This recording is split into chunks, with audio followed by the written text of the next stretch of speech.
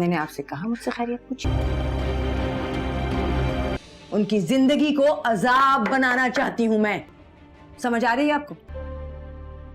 Drama serial एक सदम और के आने वाला एपिसोड दोस्तों शेरोज और उष्णा के फैंस के लिए बहुत ही बुरा होने वाला है, क्योंकि दोस्तों शेरोज ने तो अब हद पार कर दी है। जब उसे उष्णा पर भरोसा ही नहीं रहा तो उष्णा भी चाहेगी कि इस रिश्ते की अब क्या जरूरत। दोस्तों उष्णा के घर आने के बाद शेरोज उससे बेइज्जत कर रहा होगा कि तुम वहां सिर्फ सुफियान की वजह से ही गई थी, मुझे तो लगता है कि तुम दोनों के दरमियान कुछ चल रहा है। जिसे सुनने के बाद उष्णा कहेगी कि मैं तो आपको पहले ही वजाहत दे चुकी हूँ कि मेरे और सुफियान के बीच में ऐसा कुछ भी नहीं। जिस पर शेरोज कहेगा कि अगर तुम्हारे और उसके बीच में कुछ भी नहीं तो वो क्यों तुम्हारा पीछा अभी तक नहीं छोड़ रहा। जिस पर उष्णा खामोश हो जाएगी और उसे कहेगी इस बात का जवाब मेरे पास नहीं। जिस पर शेरोज कहेगा कि तुम्हारी खामोशी में बहुत सारे सवाल छुपे हैं उष्णा, शायद मॉम ठीक कहती है, तुम अभी तक सुफियान को नहीं भूली। तो उष्णा को तो वैसे ही नईमा जहर लगने लगी है जब से उनका रवैया ज़ैनब और उसके साथ बहुत ही बुरा हो गया है कि आपकी मॉम जो कहती हैं आप उन पर यकीन कर लेते हैं, हालांकि वो ही मॉम और मुझे पसंद नहीं करती, इसी वजह से ही आपके कान भरती हैं। दोस्तों शेरोज उष्णा की ये बात बिल्कुल बर्दाश्त नहीं कर पाएगा और उष्णा को कहेगा कि मेरी मॉम के बारे में एक लफ्ज़ नहीं कहना। जिस पर दोस्तों उष्णा कहेगी